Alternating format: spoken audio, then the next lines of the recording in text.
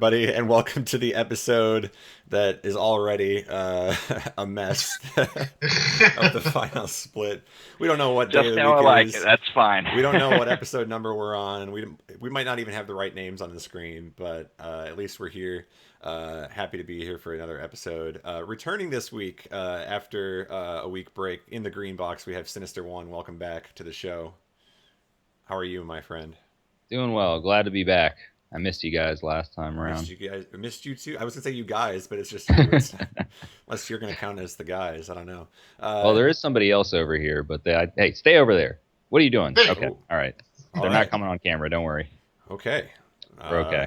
No more questions on that one. I swear to God, if I see anyone else come at that camera.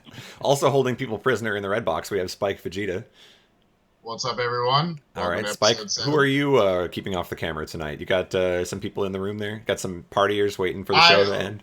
Just full. I've actually got the entire collective came over to Oh yeah, party they're at all. the place, and they're it's a light show. It doesn't reflect on this half of the room, but Gotcha. it's a big rave party. Pretty cool. And our guest this week with the flag in the background. I like that, by the way. That's pretty sweet. We've got Mike89 on the show. Mike89. Good evening, everyone. That's so weird to say at 10 o'clock in the morning. I appreciate your, you're parading along with that anyway. So it's very early in the morning for Mike. Thank you for getting up and joining us on the show here. And that being said, guys, let's go ahead and get this show started. We'll go ahead and kick it off with, if I can remember what button it is. I'm clearly not dragging this out. Ooh, the Okay. anticipation. All right, we got it. Here we go. Come on, XSplit, we can do this. There it is. It's time to press start. It's our first topic of the day, guys. You guys remember a few weeks ago we mentioned there was a classic Mega Man relay race. Actually, the second one of those. There's now going to be a Mega Man X relay race coming up this coming Saturday at noon Eastern. It's going to be an X1 to 8 relay race. I believe they're also doing one of the Zero games is in there as well. So what are your thoughts, guys, on this upcoming relay race and relay races in general, I guess? What do you think? Looking forward to this one?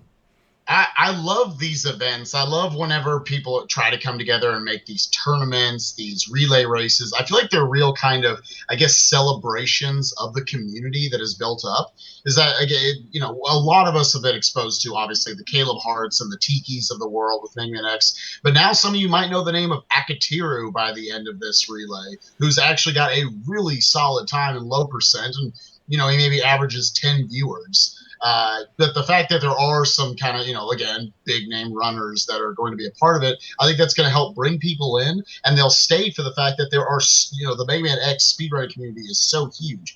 They've got 3 teams now of, it's going to be mostly different runners, including games like, big time games like Mega Man X7. Yeah. And I X8. can't believe they found 3 people to run that. I know, it's 3 different people. Yeah, They it's got I worth- thought 2 would be a stretch.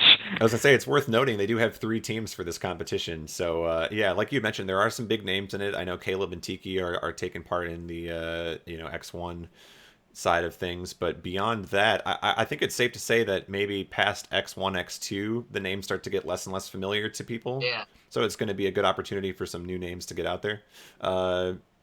Sinister One, you got any thoughts on the relay race? Yep. I have not only thoughts, I have emotions. I am jealous because I tried to organize my own relay race and I couldn't get it on. But I'm kidding. I'm happy for these guys. There's obviously a much bigger community for games like Mega Man X series, and it's going to be hype. It's going to be awesome. Everything Spike said is true. There's a lot of really good runners in it that are not well known, so you're going to get to see new people, and there'll probably be a lot of back and forth judging from some of these previous relays. So it should be kind of an exciting thing to watch throughout the day. And good luck to all the runners. Yeah, it should be a lot of fun. It's next Saturday, guys, at noon. I'm trying to find the account that it's going to be on. I think it's going to be on Z-Wing's stream, if I'm not mistaken. So the link to all the information about the race is listed there at the bottom of the stream. So feel free to go ahead and check that out. And I'm sure we'll check back in with them next week just to see how it went. So be sure to give that a gander if you got nothing to do next weekend. Start planning to watch that. But for now, guys, let's go ahead and move on to our next topic, which is about our guest here in the bottom right corner. We have joining us this week, Mike89. Mike89, where do we start with you? I think the best place to start with you might be your involvement with SDA. How did you get to, come to terms with SDA? When did you jump on board? Well, okay, when did I find out about SDA? Probably about 2005, but I think my involvement in speedrunning in general goes back further than that. I'd say that I'd been having speedrunning as my primary mode of gaming for since about 2002, which is nuts when you think of it. That's like half my life. What have I been impressive. doing? But yeah, I found out about SDA in about 2005. Submitted my first runs in 06, and been around the community ever since. Great place to hang out.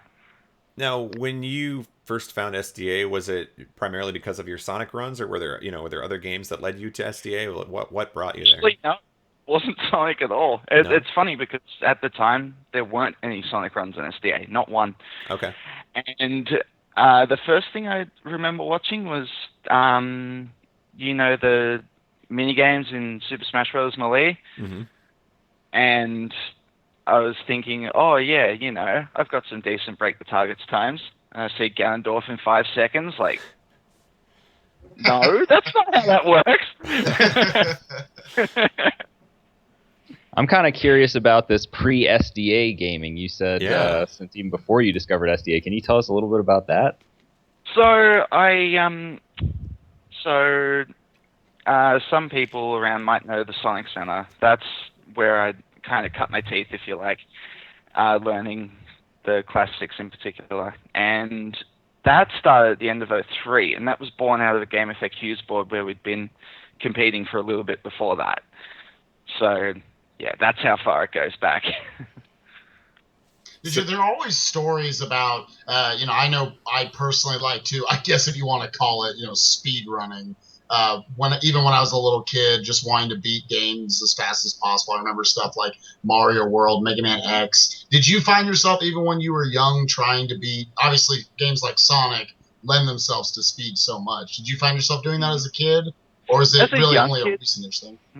Yeah, as a young kid, not so much. Oh, you say recent, but I sure, just told you. In the last decade or so, yeah.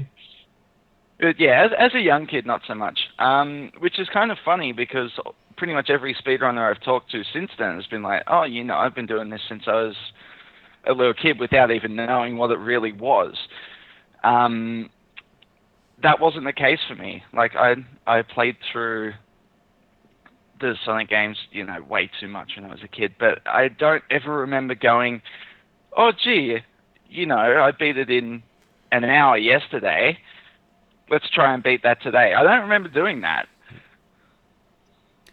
So, we say in the list here we've got, or on the stream it says Australian Sega fan Mike89. Now I may have written that myself, and maybe that's not completely accurate. But we know you traditionally as a fan of Sega games. Did you grow up primarily playing Sega games? Is that how it came to be that you're attached to them? Yeah, that's all it is. I grew up with a Mega Drive. Most people here grew up with a Super Nintendo. That's the way it is. Everyone has their attachments. That's what it comes down to, right? Gotta have the nostalgia. So how did you get the idea to come all the way to America for this thing called Classic Games Done Quick? I've been wondering if someone would ask me that question. So, the year before that, I'd saved up enough money to go traveling, and it's something I'd always wanted to do because I'd been around Australia a fair bit, but I'd never been out of the country. And I was living on campus at uni, and I was living with a bunch of people that had been all over the world, and I was like, it kind of lit the travel bug in me. And yeah, middle of the year was when we started talking about doing a charity event at MagFest, and I was like, you know what? I'd like to be part of this, and that's all there was to it, really. One thing that we've learned about the process of just even getting to a marathon for international folks is that it's grueling. How long do you spend just traveling to even get to, like a Classic Games or an AGDQ? So just counting the plane trip, that particular year, I went through New Zealand, and then I went through LA to get to the East Coast. Mm-hmm. So it's a 3-hour flight to New Zealand, 13 hours from there to LA, and then however long it is across the country, which is like 5 or 6, right? Mm-hmm. Wow. I can't imagine. Do it again, right? Yeah, exactly. 13 hours on the plane's just gotta be. Every time I think about it. I'll be like, by the end of that, say, all right, I love you guys, but I'm not doing that. Yeah, but here's the thing. Teleportation is a thing. Yeah, here's the thing though, Spike. If I want to get back home, I have to go through that again. Yeah, it's by the time you're done with that, you're talking maybe 40 hours or so on a plane. It's crazy. So on the way back, though, are you at least so worn out from the marathon that you can just like sleep a lot of it? I wish. Actually, the 2 longest times I've been awake for the longest periods of time, been coming home after a long flight, because I can't sleep on the plane. Oh, especially because like they always seem to put me right next to the engine. I don't know how they manage to do it. I always get the spot that's like the least amenable for sleep. It's just. Oh no. Now I gotta ask. Now I know a lot of you youngsters in the chat might not know Mike 89. You haven't had the pleasure to be at a marathon with him. I know one thing that I didn't know before I was with you at AGDQ 2013 is that you have an amazing knowledge of so many speed games out there. I saw you on the couch for everything from, obviously the Sonic games, but Donkey Kong Country Returns, I remember you were there for, a bunch like Pokemon games, a bunch of stuff. Banjo-Kazooie, where do you find all this knowledge? Are you just always watching streams, or where does this come from? I do watch a lot of streams, not as much now as I used to, but definitely then I was watching a lot of streams, and as well as being friends with people in the community and them going, you've got a reputation for being good at commentary in marathons, so can you help out with this? Someone like Alex, who runs GoldenEye, not a big talker when he plays, so I was able to help him out there just through him being a fan of my stream and me knowing tiny little bits about the game but not being able to play it. Do you enjoy commentary more than doing a marathon run, or is it, do you have like where does it sit, I guess, compared to actually doing a run? Oh, just being part of the marathon itself is just fantastic. Like, it doesn't, like, both of those parts I find equally important to, I guess, the presentation of the event. Mm-hmm. So I find both of them really, really exciting. Although commentary doesn't come with the nerves. That's true. Sure. You guys have all done it quite a bit. You sit down for the first 5 minutes of that marathon run, and you're shaking until you get going. Once you get going, it's great. Yeah, it's either like first mistake, you're feeling better, or you just after so many minutes you kind of settle in or something, I guess. So yeah. I have a couple of runs in mind that I want you to elaborate on a little bit. The first one is your Pokemon run from HDQ. I think it was 2013. 2012. Yeah, that's right, 2012. And then 2013 is the other run that I wanted to bring to mind, which was your co-op run with Worcester. Do you have thoughts on either of those? Okay, so 2012. I was talking to Mike about this, and I wasn't sure if wasn't sure if Pokemon made sense. We'd just done the glitched run the year before, which SMK did to hilarious effect, and we were kind of thinking, okay, yes, Pokemon's a big draw, but it's also 2 hours, two or more hours, and not a lot is going on. So does it really make sense to commit 2 hours to that? And we ummed and ahed over it for a while, and we eventually said, all right, let's do it. And I had, after Cosmo's Ocarina of Time run, I had the second biggest audience of the entire event with that run. There you go. And to this day, people still recognize me for it, which is hilarious because I've never played it since. It's that association. I mean, that's, the game they saw you playing at the time, so you're known for it now. Yep. I can't believe there were doubts of the Pokemon fan base out there that, I don't know if we should give 2 hours to Pokemon. This might be a risk. Little did we know. Yeah. It's weird to think about now because you have people like Worcester and 5-Upper and all these other guys that are huge playing Pokemon now. But at the time, that just wasn't there. Like, Worcester hadn't even started streaming yet at this point. So the audience for it was maybe an unknown. Like, it just wasn't even a guarantee that people would. There were little bits of it where we noticed people who streamed a different game regularly would just play Pokemon and their viewer base would explode. Sure. And I think that was kind of the kicker where it was, yeah, okay, we should probably go for this.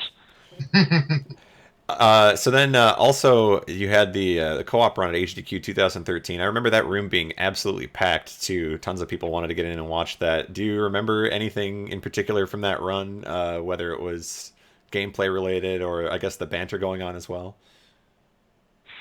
I don't really remember specifics from that run. I just remember that it went reasonably well. I remember I don't really remember much of anything from any of my runs, really, unless I go back and watch them. I don't really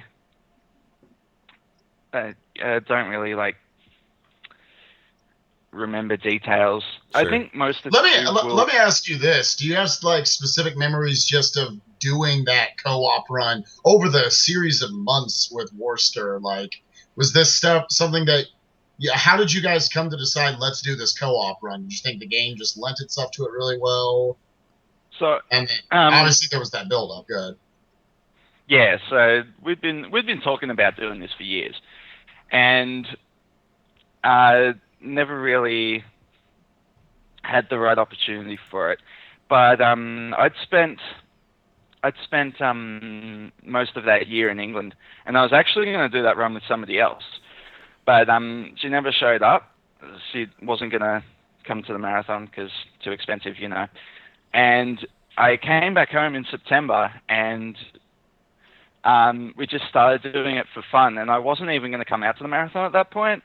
It was, what was it? Rom Scout did a Halloween-themed marathon for Lindsay King to raise money for some of her medical bills. And he just put Sonic 3 in there because he thought, this will be hilarious. And we woke up at 6:30 in the morning to do this run, man. And it was an absolute disaster. And everyone loved it. And I went, I'm going. We are doing this run. There's nothing that's going to stop us. Nothing like a disaster at 6:30 in the morning to convince you to want to bring it to the States. And gotta love that clear brotherly love that came through stream between I was gonna say, I think my favorite thing watching you and Worcester do co-op is that you're not afraid to let each other know when they've made a mistake. Yeah. Well, I mean, it's not like you can hide it. Both of us know the game so well. Right. Sure. Hey, that's called teamwork, right? So would you say that you feel like that was kind of a marquee run for you, or do you have other runs that you think of as kind of like a favorite run or a run that you really enjoy? It doesn't necessarily have to be a marathon run. It could be just one of your SDA runs, or even just a run that you streamed or something. Well, as for runs that I've done, certainly at a GDQ, I think that's the most fun I had doing a run. Okay.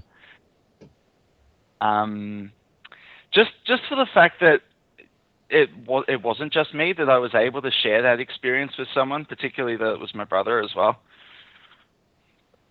Yeah, I don't think a lot of people can say that. I mean, we've had a Right. couple of runs where it was, I want to say like Empty Eye and Mrs. Empty Eye is another example where it's family Yeah, and related. Yeah. Essentia and her husband. I got that right. Yes. Um, yeah, they did at least one run together, and I noticed on the schedule this time that Essentia and her daughters are doing a run together. That's going to be interesting. Yeah. Yeah. Well, actually, we'll get to that in a minute. I think there's probably some discussion to be had there. So I guess the other question that comes to mind for me, at least, is you've kind of taken a little bit of a break here from streaming. Real life obligations. I'm assuming. Yeah. I'm. Oh, No, go ahead. Go on. Oh, so I'm at uni at the moment. I'm studying to be a teacher, actually. Awesome. Yeah, takes up a lot of my time. Obviously, when holidays are around, I can stream a lot more. But I think the funny thing is I've never really been a regular streamer. I've had periods of a couple of months where I can commit a lot of time to it, and then something will have changed, and I'll have to commit time to something else. I've never been able to, sit down for a while, like even someone like Sinister who has a full-time job. He's able to find that little bit of time to stream every day and just be regular about it. I haven't had that, I don't think, in my entire time streaming. So it's just the way it goes sometimes, I guess. So you've been playing recently the Wario Land 4, correct? yeah. And this is a game that I think it's fair to say, outside of yourself and Worcester, the Wario Land series in general, I don't see a lot of people playing it. What draws you to the Wario Land series? Again, nostalgia. Wario Land 2 was actually my first Nintendo game. We got Game Boys around 98, so just before Pokemon came out. So we got a couple of games, and then Pokemon came out, and we were like, oh, we have to have this. This is the hot new thing. Okay, fair enough. And, yeah, that was the end of it. So would you consider Wario Land kind of your current project then, or do you have other games that you're working on at the moment as well? Is that... No, that's pretty much my current project. Okay. Sure. Hard to find time for too much else, I guess, at this point. Learning to become a teacher probably takes up that time. Yeah, unfortunately, even if I, had a little bit of time every week to commit to it, it's like you stream for a day and then you come back a week later and you kind of have to relearn everything again. So you're almost not really using your time the best way you can. So that's kind of a limitation of where I'm at right now as well. Now, I've got to ask you, again, all these youngins in the chat that never got to go to a GDQ that Mike89 was at as well. I know you're busy and everything. Do we have any chance of seeing Make89 make a reappearance on his 25 hours of flight or whatever it was to get back to a GDQ? I can tell you that the upcoming HDQ is out. I have to take a summer course this year, unfortunately, which is in your winter, of course. Yeah, and then after that, it comes down to money. So, all right, well, we're gonna have to hold a marathon to get you here. There we go. Yeah, exactly. We're gonna put that kind of pressure on us. Yeah, we'll have to bring you over on the. We'll have you in the same set as when we bring, Oxwis and Nero and. Yeah, there you go. just start bringing people from everywhere in. Yes. Yeah, the hype. International marathon. Exactly. All right. Well, Mike89 is going to be here with us for the rest of the show, guys. So if you have questions for him, be sure to start thinking of them because we'll ask for them later in the show. But for now, let's go ahead and get to some of the topics that are worth bringing up this week in the Real Talk segment. The first one of which is kind of a recap of what we had mentioned last week, which was the Collectathon and the Metroid Marathon, 2 marathons that happened in the previous week. And last time we kind of talked about what we thought about online marathons in general. This week, I'd like to know, what are some of your takeaways from the Collectathon and from the Metroid Marathon? I know the Collectathon, very successful with the amount of money that they raised. The Metroid Marathon, very successful with the viewer count that they had. Sinister One, what do you think? What's your takeaway from these marathons? What can we learn? I thought both marathons were great, and also in very different ways. They both had different upsides, and I think I got to participate a little bit in the Metroid marathon. I was able to just do commentary, so a very small role, but in that I got to see something really cool. They actually had this RMTP or RTMP something or other server where we could actually watch the stream of who we were commentating, and it was kind of maybe only a 5-second delay as opposed to the normal you're watching on Twitch and there's a 30-second delay. Right. So a lot of online marathons have people trying to commentate. Yeah, on the and then that it's they're like already watching. Right, spoilers are happening, or you're so far behind because of the Twitch delay, which didn't used to be a problem, but now kind of it is something that came up. So I don't know how they figured out to do that or whatever, but that's definitely something that I think all online marathons should try to adopt. And I just want to say, congratulations to the people involved in both of those marathons. They were both really successful and great job.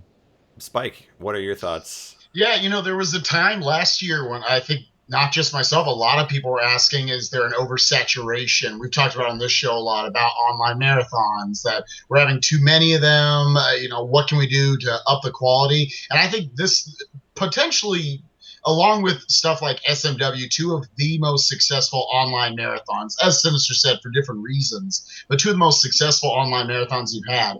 I didn't get to see too much of the Metroid Marathon, but again, all I heard was good stuff, great viewer counts. And for the collective, an original goal of $1,500 to raise, which, based off some other online marathons, you would have thought 1,500 might even be generous, and they end up raising $6,000, over $6,000 to get a lot of really cool people to the marathon.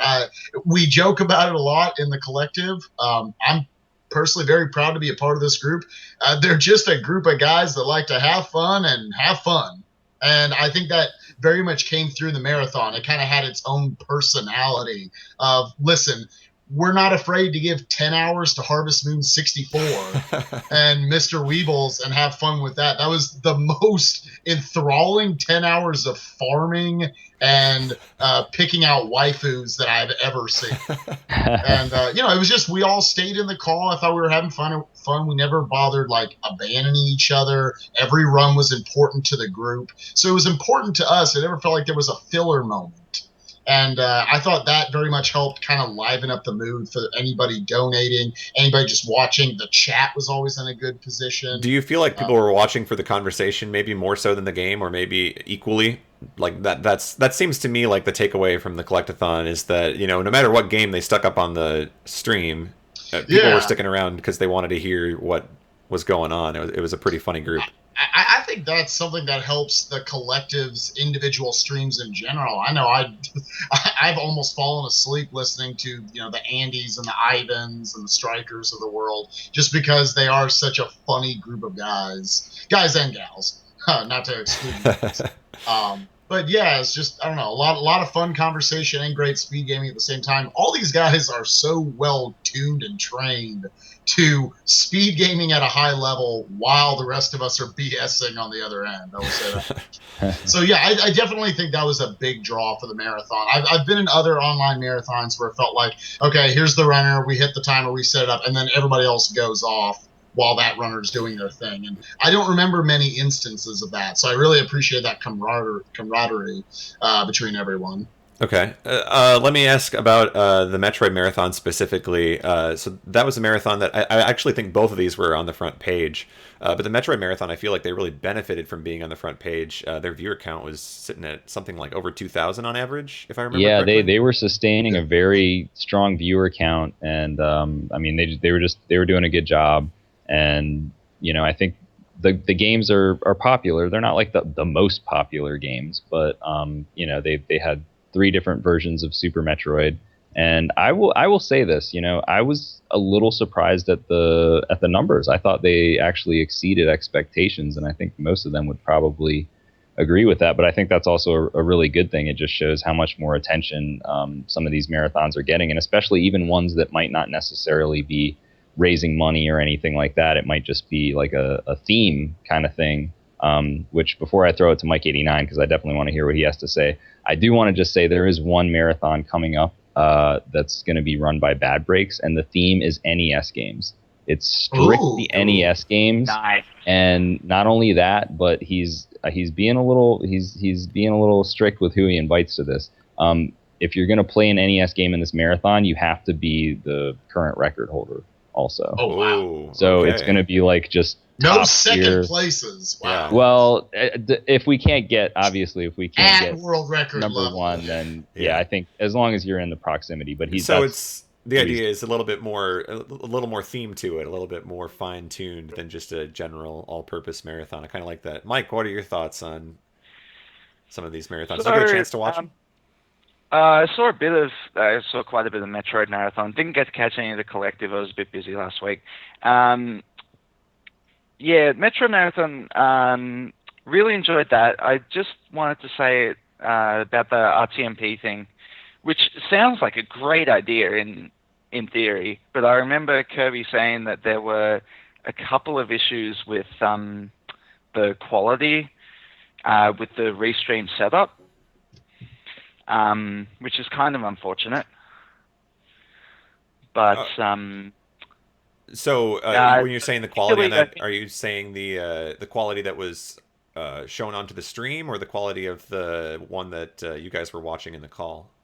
On the stream, I think. Okay. I think people were viewing the RTMP just fine. Kirby can explain this more in the chat to people who are curious, but I think he said during Cot Power's Super Metroid run, it was just really bad quality coming through it because, I don't know, some settings were different. I think because he streams at 60 frames or something like that.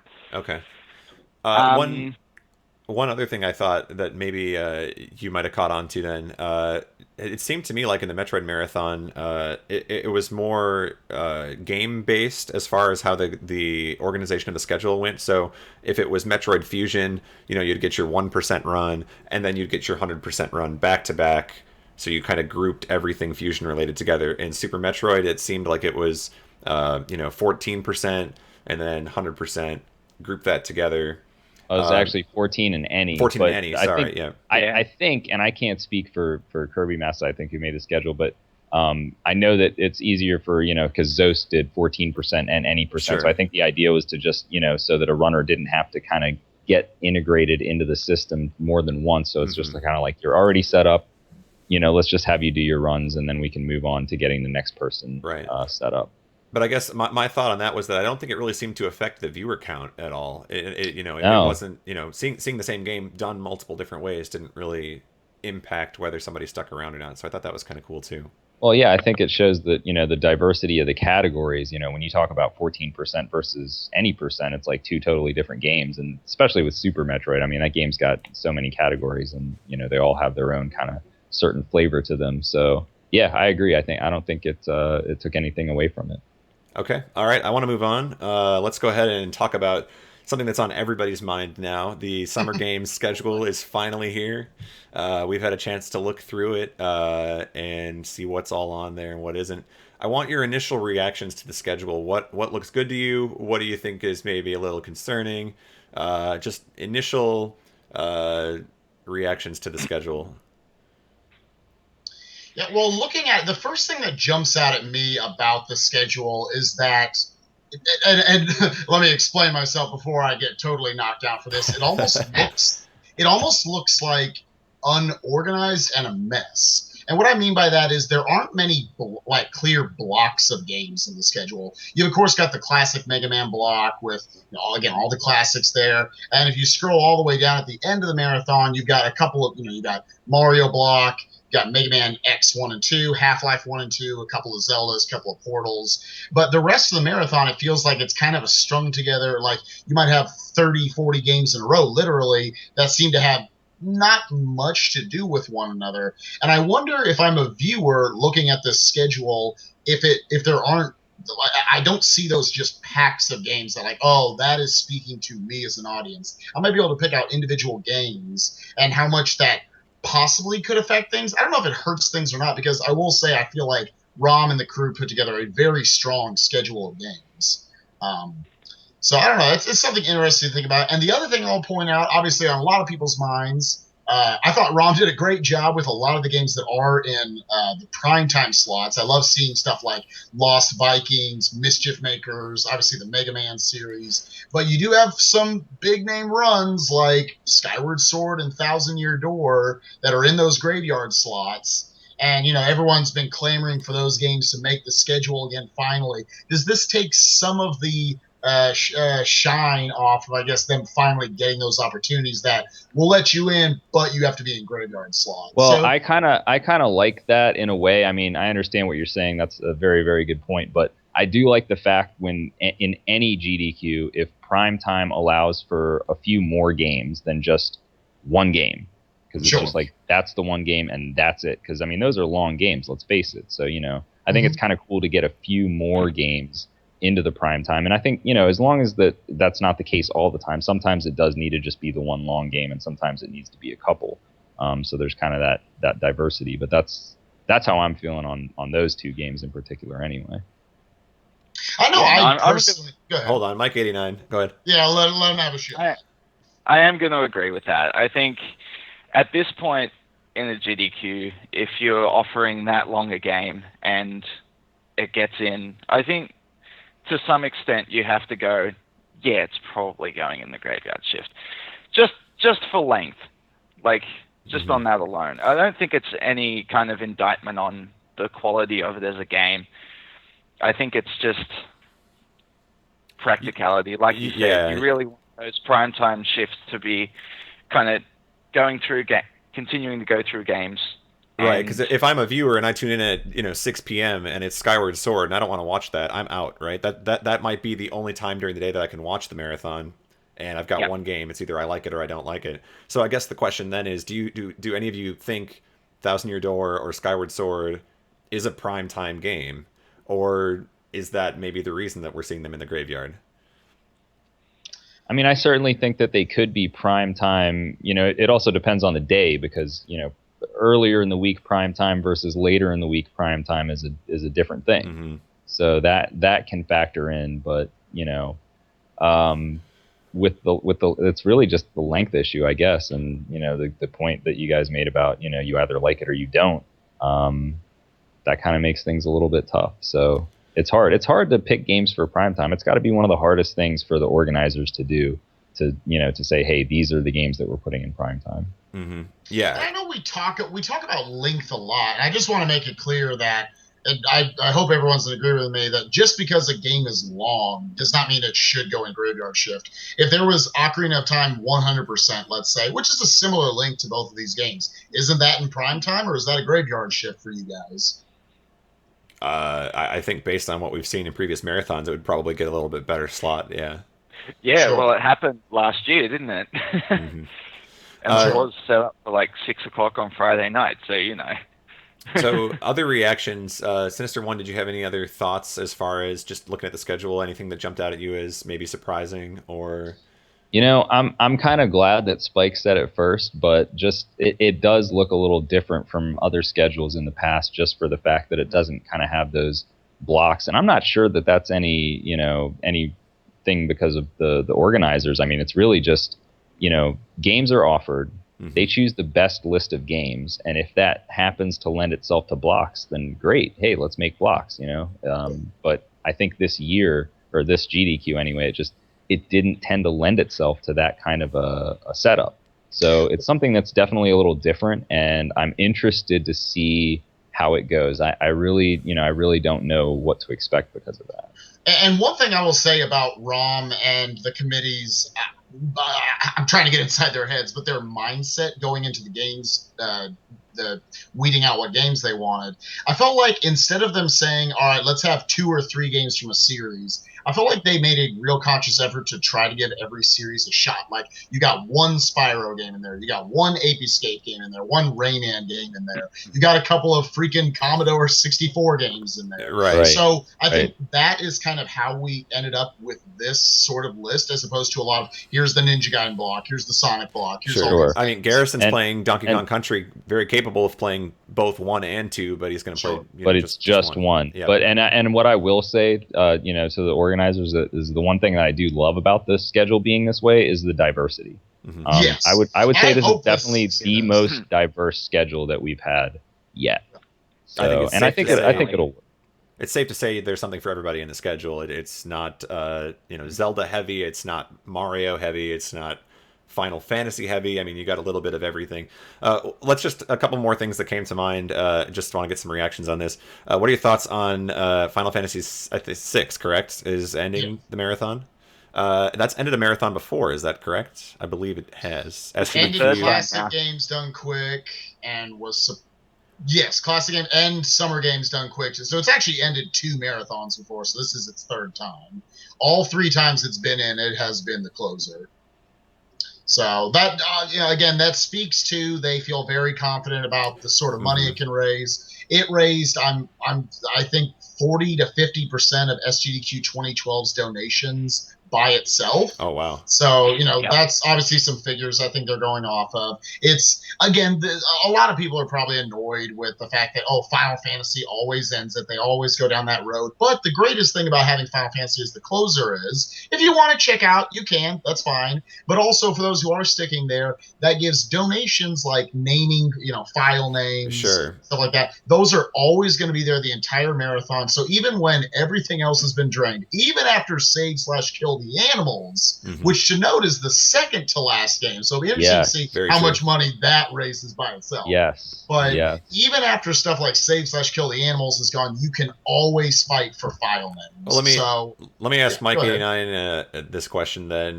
Do you agree Final Fantasy VI is the finale? Do you have a different game that you would put in there yourself, or do you think that's a solid finisher? With the games list we had, I think they had to go that way. I don't think there was any other natural closer.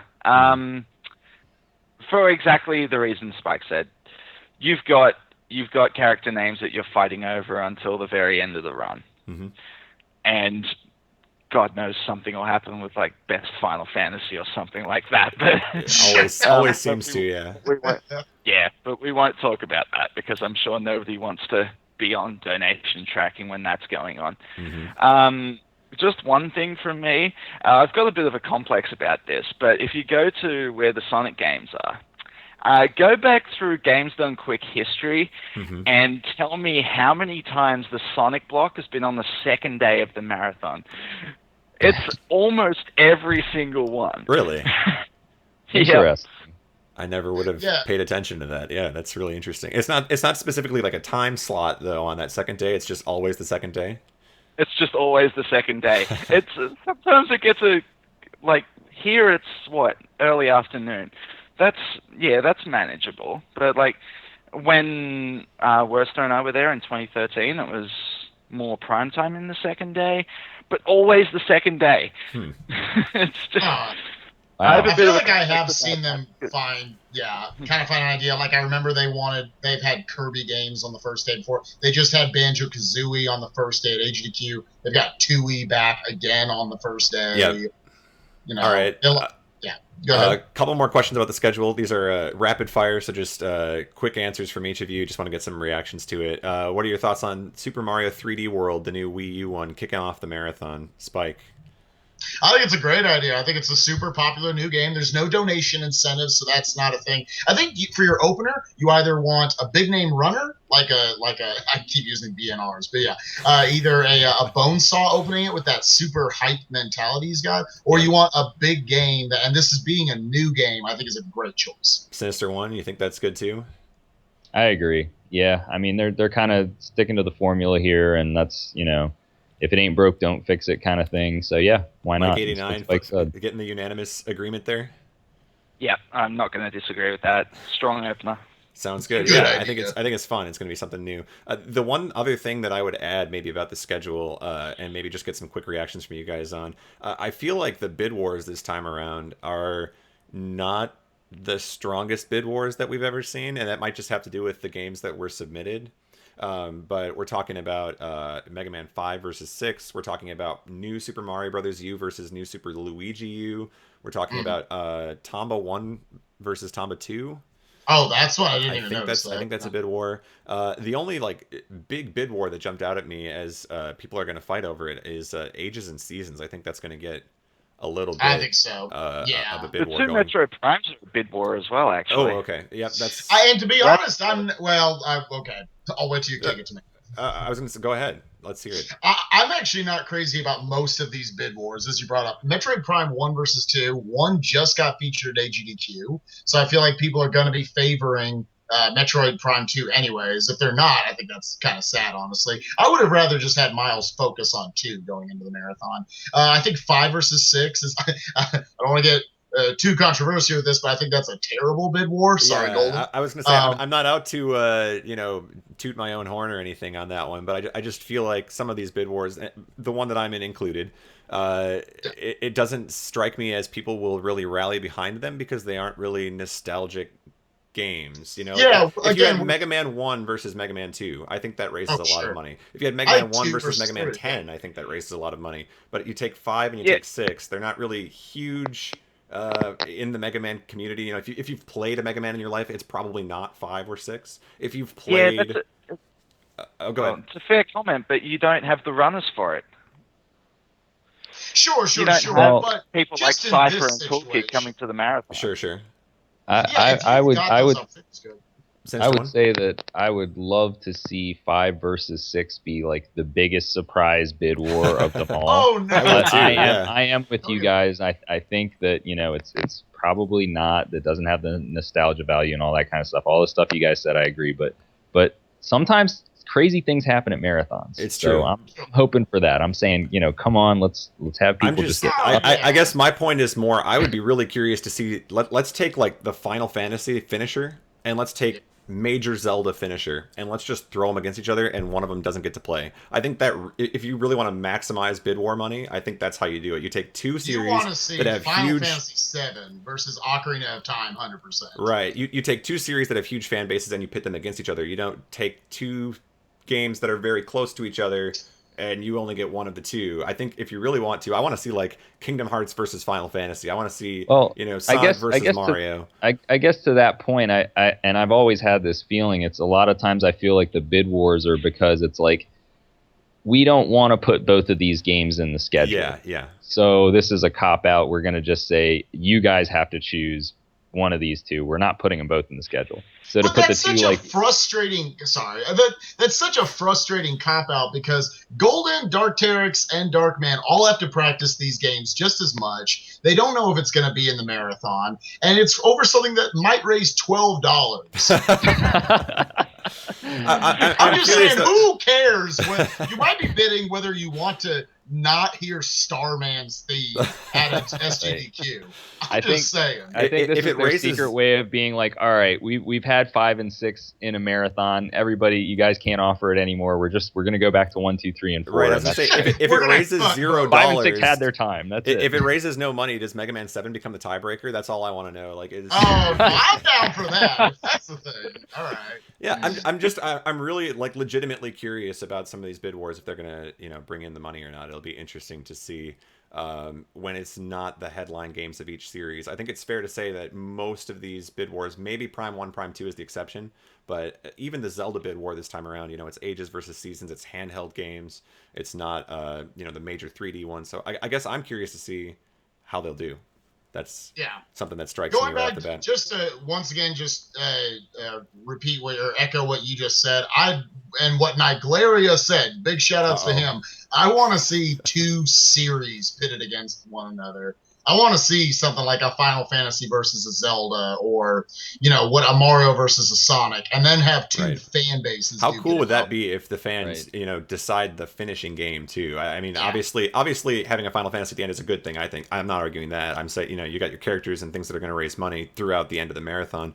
But I just think it'd be really cool if, what if the big finale game was decided by a fan base? So anyway, and just one other quick point before we wrap this subject up. I do like it better when it is the same runner, and it's when it's not multiple runners and somebody's going to be sitting out. Like I guess Miles it's Prime 1 or 2, but he's doing both, correct? He's doing both. So I like it in those scenarios a lot better than when it is the multiple runners, and that's it. That's all I have to add. Yeah, I agree with that too. So we'll have plenty of time to talk about the schedule from here on out, but that's a good place to leave it for now. Just some initial impressions. I think we all agree that generally it's got quite the diverse set of games, and it's going to be a great marathon no matter what. So let's go ahead and move on to our next subject here. It's time to take a look at this week's big plays. And this week, Sinister One, you've found a little gem here. Can you explain to us who this is and what he's doing? Okay, this is actually a guy that I know from back in the day. He used to play Mike Tyson's Punch-Out before I even played it. He was actually the first person that ever TKO'd Mike Tyson in round 1. So he's like old school Nintendo games. And he is playing Battletoads blindfolded, as you can see. He's over there. He has no sight, and it's really difficult because this game is got some platforming aspects to it. Like the enemies, you don't know where they're going. You've got to go up and down, and then like the boss fight, it's really crazy. So, but he kind of took on this challenge. I guess after watching the most recent marathon, he was kind of like, you know what? Let me see what else can be done blindfolded. Yeah, I see him wearing the Sinister One shirt there. So obviously, he actually. Oh wow! Yeah. I didn't hard even to see maybe that, on stream. That's really why this is in the. There we go. Hey, don't tell anyone. But no, I think I agree. This is a game that's traditionally, I think, remembered as a very difficult game, and so what better way to impress people with it than to run it without sight? So right, and then there's parts like where he is right now, where this enemy's crazy, like handling this guy, and then not only that, but there's jumps that he has to make. Like, how is he supposed to? Right, he has to know where the waterfall is there. Yeah, like how do you do that? I don't know. I mean, I've played games blindfolded, and this is just baffling to me that he's able to get through this part of the game. So yeah, I think this is pretty impressive stuff. Yeah, like you say, the plus aspect about it is that it's not kind of your, no anti-shout-outs to guys like Andrew G, but it's not a straight, like, side-scroller. There is, like, you've got vertical movement as well as horizontal movement. So, and I know, like, stuff like you say for Punch-Out, there's a lot of audio cues that you're able to go off of. I wonder how much more has to go into a game like this doing it blindfolded, even if it just is the first level. So, yeah, I mean, because look at even this boss. Like, look at this boss. He's got to find this ball that comes out to random spots. Right, he's just guessing where it could be. I was going to say, wait till he figures out, look at this one. He just, like, I don't even know how he knows it's there. He just gets it and gets the throw in there. So yeah, I think this is really cool. I'd be curious to see, we always kind of talk about the blindfolded Punch-Out runs, but maybe expanding that beyond other games, seeing what people can do with it. Right. Challenge runs are always really interesting. Yeah, and I think more people should try to do stuff like this because it's really impressive. I mean, for him to, he beat one level, but that's like probably as hard as some of the stuff that I did in Punch-Out. Just like. It's crazy to me. It's a building block, it's probably not the end of his exploration into this, so pretty cool stuff. Yeah, I wouldn't have thought so. Yeah, I remember trying this actually with Sonic 2, and a couple of days before Age of the Q 2013, I was at Iyama's place practicing, and I got through the first 3 stages. Wow. And on the marathon stream, I couldn't even beat the first boss. So. Oh, no. That's that marathon pressure. You know how it goes when you're trying to show someone something. Oh yeah. Sure. I swear I did this before. Yeah.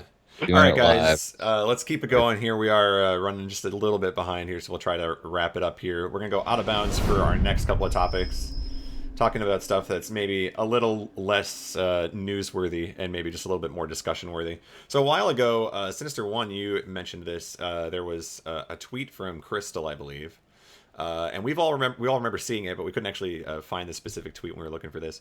But she mentioned something to the effect of practice always being able to trump natural skill, in particular in relation to video games or speedrunning. Do you guys agree with that comment?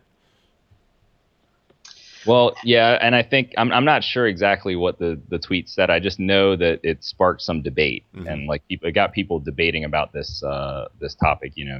Practice versus the natural skill. And I mean, I take the approach that obviously practice is incredibly important. If you want to play at a high level and you think you're just going to do so without practicing, that's probably not true. But I do think that there are certainly people that have a much higher natural skill level when it comes to gaming than others. Like I'll use the example of Dexter. He doesn't have to practice very much at all, and he can pick up almost any Nintendo game like that, and he's just very, very good at it, and he just kind of has an affinity for that.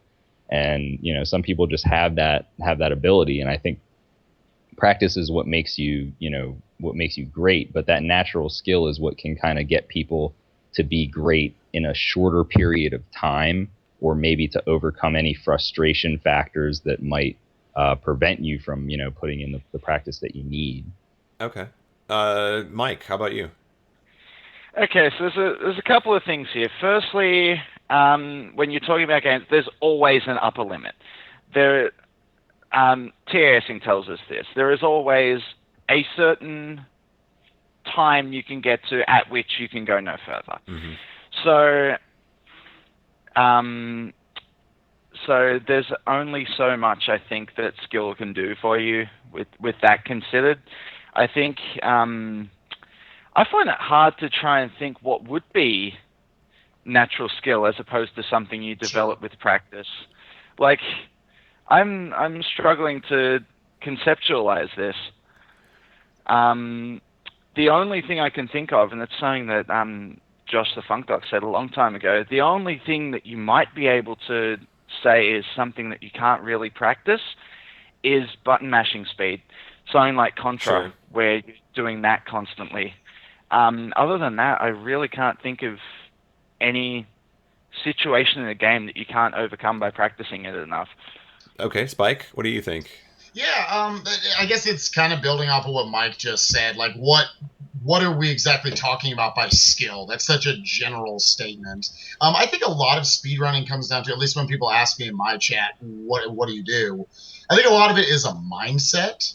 Like, when you're practicing, to understand, like, possibly, like, okay, if I want to speedrun a game, if I want to learn Mega Man X, like, kind of keeping always an idea of the big picture, not worrying about when I make little mistakes, knowing that mistakes is always part of the process, and just saying, all right, this is just something, if I do this over and over again, I will eventually get there. I think it's more like keeping a cool head in a lot of ways about it than necessarily sweating the small things. I think that's the biggest thing towards meeting goals. I'd like to just build off that comment. And I would say that, it's not just practice itself, but I think actually practicing well is a natural skill. Yes. I think some people have a better understanding of how to properly practice efficiently and effectively to get the most out of their practice. Yeah, and if people don't have that, then they can practice as much as they want, but they're still not going to catch up to those other people. There's and I think right way to practice and a wrong way to practice, and you might not be doing it the quote unquote right way. You might not be using the most efficient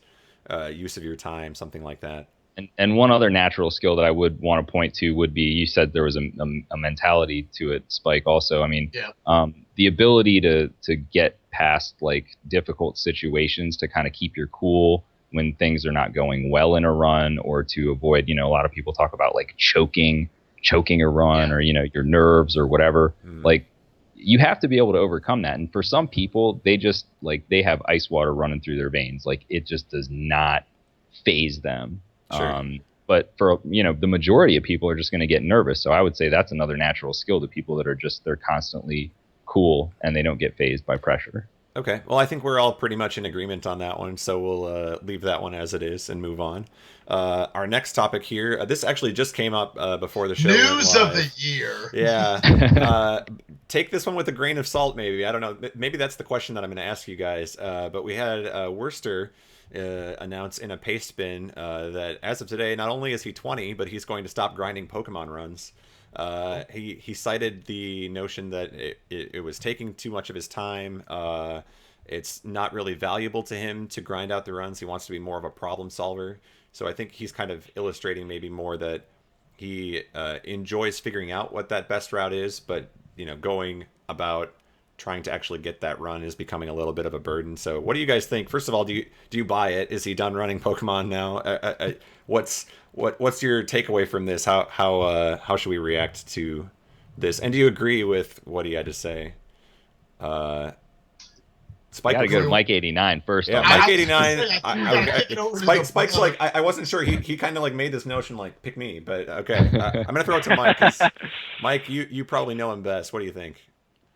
Well, okay. Firstly, knowing him as I know him, yes, I'm buying it. Okay. I legitimately think that, yeah, he's probably going to give it away. Secondly, why did it take so long? I think that's maybe a better question. Yeah. So it's like, what's it been? Like 3 years now. He's been grinding this out, and you see his attempt counter is higher than just about anyone else's. It's like 20,000 on red and blue or something like that. They're numbers that nobody had even heard of. Yeah, they're making up new numbers for how many attempts he's got on. Yeah, I'm looking at mine. I'm like, hey, I finally got to 100 attempts today in this game. Like, wow, that's a milestone. And I look at Worcester, and it's like, okay, nowhere near that. But I was in one of his streams a few months ago, and he was just going on about, I've got 13,000 attempts in red. I've got so many thousand attempts in Heart Gold, like all these different games. And I guess that's the same sort of feeling I get when I watch. I don't want to knock anyone for liking Pokemon speedrunning or anything. I definitely think I'm very much impressed by Worcester for different aspects, that he does have that kind of deep knowledge of the games. And he's able to show it off there in the runs. But I just imagine every couple of hundred attempts, a little bit's coming off of his life. And it's the same sort of thing like I watch Cosmo putting in so much time into another category I don't really care about, OOT any percent. And I just think how skilled the runners they are. I want to see him get back into the Sonic games. I want to see Golden Sun busted open that we maybe haven't seen in a while. So I'm excited to see him move on personally. I don't know how his Pokemon fan base feels. Sinister One, you buying it? I think that burnout is a real thing, and it does happen to a lot of great runners. And I do think though that there is kind of that connection that he has to Pokemon, and that's something that's not going to go away. So I think there's a good chance that he may return to it at some point in time. I'm glad he's taken a break from it. I don't know if that break is forever, but I think he'll be back. Yeah, there's maybe a couple things to keep in mind here. Is many people have quit games before and come back. We've seen that happen. Yeah. Cypher is a good example of somebody who's like, I'm not coming back to speedrunning. I set it down, and then he's back and he's playing. What was RPG it? 2 weeks again. later? yeah, exactly. So I don't think you have to worry about him like never streaming again. First of all, if that's what you're concerned about, but I think you're going to see him do different games that you're not used to seeing all the time. I think you're going to see him do categories in Pokemon games that maybe aren't as familiar, because the emphasis isn't going to be so much on grinding out that perfect run. It's going to be, here's my arsenal of games that I can play, and I play all of them really well. So I think that's kind of the takeaway there. Any other thoughts? That's pretty much covering it, I think. I think that pretty much covers it. All right. I will say I feel a little better about this not coming back than others, but yeah, I'm sure it'll come back. All right. Let's go ahead and move on, guys. We have a few more things to get to before the show ends. The first of which is this week's record setter, and it is quite a doozy here. It is Miles' Metroid Prime 2 run, achieving 59 in-game time. And already we start the highlight reel and he's out of bounds. So there you go. Yeah. I'd expect nothing less. So as busted as this is, the one thing that actually got him under the hour in this run is he actually found a new strategy on the final boss that allows you to skip one of its forms. And that saves, well, I guess a minute. And that gets him under the hour. Wow. This is such a crazy run to watch. Go for it. Sorry. Yeah, I'm just saying the amount of time that's spent, out of bounds in this run compared to your typical run, it's up there in that level of games like Ocarina of Time where it's just so busted that it's just hard to understand and comprehend what's all going on at any given point unless you're very familiar with the speedrun. But I also think of Miles as somebody who's just... he's one of those perfectionists. Like whatever game he picks up, he's just going to be excellent at it. He's done the Monkey Ball runs, he's done Pikmin runs, he's done Metroid Prime. So it doesn't surprise me that he was able to achieve this, but at the same time, it's just like reaffirmation that he really is the real deal when it comes to these games. I think it's so cool that he cut the hour in Prime 1, because I still remember for the longest time nobody thought that would ever happen, even like in a segmented run, and then he did it, single segment and pushed it even further below an hour. But it's a pretty cool achievement for him. I'm happy for Miles. Yeah. Metroid Prime, a lot of people probably don't know this, but I've actually been around since the 2004 SDA days. And the old 137 Metroid Prime 1 run is what brought me here. So these games have been, huge on the speedrunning scene for a long, long time, obviously. And watching Miles achieve this time, I don't know a lot about speedrunning the game, but considering, just the fact that it doesn't go to the seconds, it only goes to the minute, kind of gives you an idea of how big of a number 59 is in this game, I think. Yeah, so. I think it's one of those milestones. I mean, you compare it to something like Super Metroid, where for the longest time people were saying, oh, there's no way that anyone will ever get, sub 50. Right. And then now it's so common that people who are picking it up for the first time are doing it.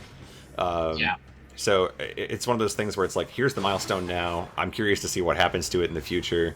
But for now, it's a big deal. And I just love how much out of bounds there is. It's so cool. You just click at a random point in the run. My favorite part of this stream was when he got 59. Mars going, why this one? Why this one that has 59? Such a speedrunner's attitude to have, yeah. Right. That's what Miles. a dummy. Oh my gosh. Yeah, so the link there at the bottom of the stream will take you to the YouTube video of this run. So be sure to go ahead and check that out in its full glory, as opposed to the short little tidbit you're getting here. I actually have this clip running for something like another minute or so, so I'll just kind of let that run out here. We'll go ahead and move on to our next topic, I guess, since we've seen pretty much how broken the game is there. So yeah, I'm just hoping it shows the final boss. Oh yeah, I can actually, if we, let's see, well, let me just skip over to it. Maybe I can just do that instead. Where does it have me at? Here we go. I jumped ahead a minute. There we go. I made the clip so long, there were so many things to highlight that... Oh, you mustn't have got it perfectly in this run, because this is the phase you skip. That one where the boss is in the middle and shooting phase on at you. Yeah, you can actually skip it entirely by using missiles to force it to stay in position, because it only goes in that phase when it moves to the middle of the arena. So you shoot a missile anywhere, and that forces it in to hold its position, and then you use screw attacks to do stupid amounts of damage to it. Oh wow! So we're looking at a 58, or maybe. I think he was talking. I think he was talking either 58 or 57. Oh wow! Okay. Wouldn't surprise me with him. Yeah, nothing surprises me with Miles. He's a very good player, so we'll see. Let's go ahead and move on. We're almost done with the show, guys, but first we've got to make fun of somebody. And since nobody submitted a glitch please this week, you better believe that I watch streams. So Black Yoshi, I'm calling out you today. I was watching you when you did this. Thank you so much for this week's glitch please. You can try to hide it, but I'm going to find it. Here it is. Black Yoshi playing Super Mario Galaxy. He is 30 minutes into this run. Loop-de-loop Galaxy. It's a simple race stage. Just needs to complete the stage. And, it's going well. Things are going great. He's, no problems here. Maybe you could critique his racing style if you wanted to, but I don't know enough about the game to do that. It's just... It is Wii motion a little bit. So. Yeah, he is making his way here. Now watch this. He hits the goal and celebrates a little too early. That's too bad. Too bad. I guess his thought was that that couldn't happen. I don't know if he thought maybe he was safe after he hit the goal. I didn't know you could do that. There it is. He says I didn't know you could do that. There. Wow. That's not the way you want to lose a run. But just a reminder to everybody out there: if you have a clip, whether it is a big play or a blooper, whatever it is, any play in between, if you'd like it featured on the show, send it to our email, which is sitting somewhere over here. I can't point. There it is. Yes. Send it to our email there, and we'll be able to try to get that on the show for you. So there you go. Just so you know, we're watching. If you don't send anything in, anyone is at risk. So we're not afraid to put that out there. All right, guys, get your questions and answers ready for Mike89 and for any of us. It's time for the Q&A segment as we wrap up the show. It is the boss rush. So are you going to go back to sleep after the show, Mike? Are you? Nah, I'm up and about now. Up and ready. Okay. Well, thank you again so much for getting up so early for us. So we appreciate it. Yeah. No worries. All right. We have some questions already. Naglaria wants to know what it's like to be the grandfather of Pokemon Randomizer. Are you guilty of bringing that to the community? I just randomly found it one day. I can't even remember how I found it. And I thought, this is cool. I'll make a little project of this. And I just kind of slowly played through it for a little bit. And the next thing I knew, the very next day, people were racing it, like all the way to the end of the game. I'm like, are you serious? So you got out while you could. Yeah. Let's see some other questions here. I saw one from Kirby Master. I'm going to ask you: is Sonic Advance somewhere on the horizon? I know you're busy, but those games are sick speed games. Any thoughts? Long way down the list, but I do like it, and I have done level runs of it before. Never actually done full game runs of it, but I wouldn't You're talking mind. about Sonic Advance 1? Yeah, first one. Yeah. Okay. Other questions here. Mike, he wants to know. Excatern wants to know. Mike, are you and Timpsy done with Sonic 2 because it's going to require a grind? Actually, it's funny you guys were talking about Worcester earlier. My mail is that he's going to pick Sonic 2 up. So Okay. I am. You guys know what he's like when he picks up games. He's not in it second best. So Right. I think I may have to come back to it at some point. Just for that. Ooh, the brotherly rivalry. I love There it. it is. I like it. I'm great. sitting here like, I can't wait. I'm ready. A thought here for all of us from Annihilator. How do we feel about the finale of SGDQ being at 6 in the morning? I guess I didn't even realize that. It's going to be an early morning finish.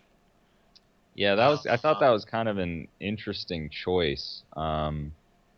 It's definitely different than other finales, but I think a lot of people won't be there by that time, or they'll be asleep getting ready to get up for their flight, at that time. How early / late was Chrono Trigger's finale? I feel like Chrono Trigger pushed it into like But 5 in the morning. 4:30. Well, but that was also, let's not forget that wasn't the intended scheduled time. Sure. That was because we were Watch 5 this hours be or something. 6 o'clock in the afternoon. Yeah, it's Right. all Well, part yeah, of the plan. Yeah.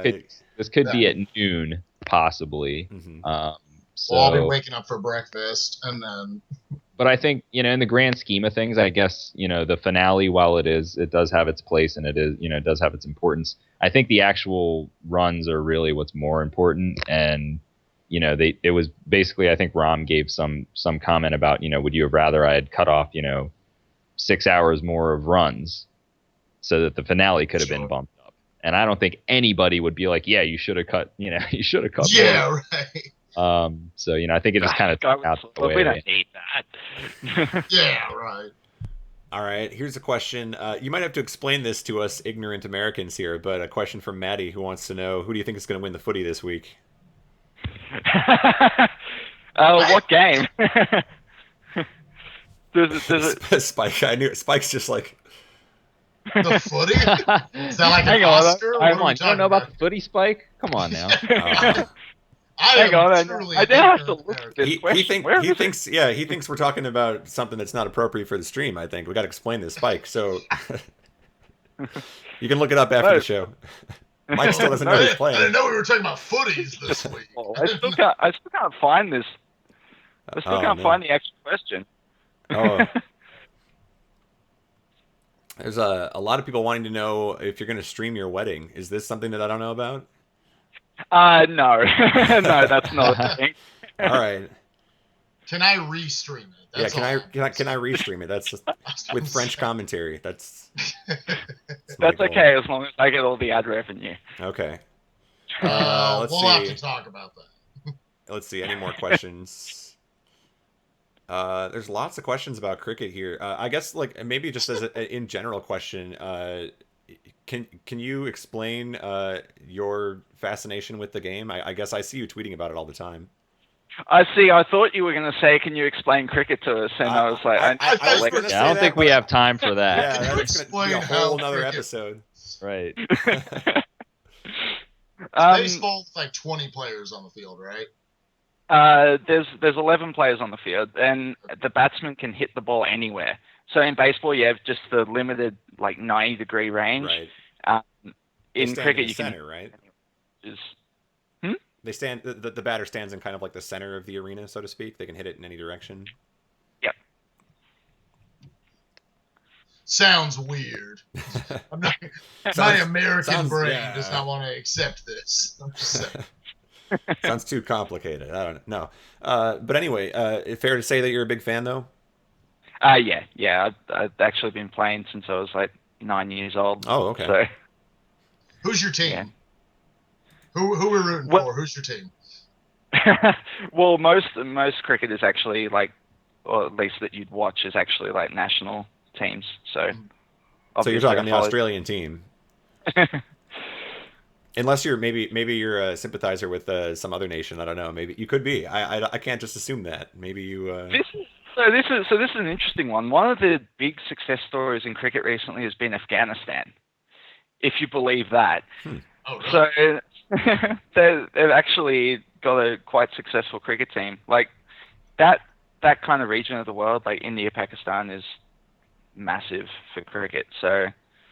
They have a lot of support from Pakistan in particular, and it's been really interesting to watch their team evolve and grow. Cool.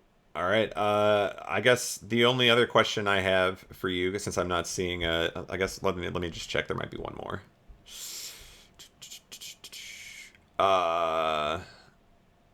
Okay. Yes, I'm seeing Final repeats.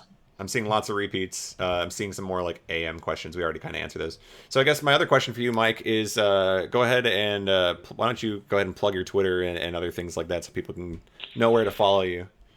Okay. Twitch, you can see in the blue box. Twitter is @SegaJunkie. Shout outs to, I believe it was Carcinogen who gave me that name. Oh, really? Okay. Yeah, I might actually tell the story behind that. So, at Classic Games Done Quick, very few people know this, but I was actually slated to run Donkey Kong Country 3. I hadn't played it until I offered it. This is how different things were back then. Yeah, sure, I'll think about it. Yeah, picked it up on emulator, got down to an hour and a few minutes kind of time. And at the end, we ended up cutting it for time because we were already way behind. Yeah, but I was practicing it, and I was telling someone that I'd never actually held a Super Nintendo controller before, and this was kind of weird. And I think it was Carcinogen that responded to that with, "You Sega junkie." And so it stuck. The name stuck after that. Stuck. All right, final question before we wrap it up here. Favorite Sega game? I have to ask that question. Favorite Sega game? Sonic 3 Knuckles. There it Easy. is. Sonic 3 Knuckles, no doubt about it. Okay, let's go ahead and wrap the show up then. I think Spike has a few words he'd like to say, so yes, I'm going to throw it over to Spike here with this week's speech. Spike, what's on your mind, man? So, again, I know we've talked about it a lot, but the Collectathon, very successful, raised over $6,000. But there was one moment in particular in the marathon where I was proud to say I was a part, that I am a member of the collective. And that moment came from a member named Sean Cass. I had actually never talked to Sean Cass before. I'd never even heard him speak a word. And we were doing my Kingdom Hearts run where if you donated, you could have a song choice. And one of them in the queue was Let It Go, the Oscar-winning song from Frozen. And next thing you know, I hear this voice just shoot into the mumble call, "Ooh, I want to sing Let It Go." I had no idea who it was. People told me, "All right, here's Let It Go by Sean Cass." If any of you can go back and check the highlighted moments from the Collectathon, It's somewhere in the Kingdom Hearts run. Hopefully we can find out exactly where it is. Maybe if we could get a link to that would. Maybe if Andy can highlight it or something, if he has the time. But absolutely hilarious. Sean Cass committed, had a ton of fun. I was used to being the guy who committed to the Disney songs, had fun with it, and looked like an idiot. And a lot of people from the community, I know Rainbowism got in there, Pi got in there a lot. Shout outs to Sean Cass for just doing Adele Dazeem proud. Because just busting out some lyrics.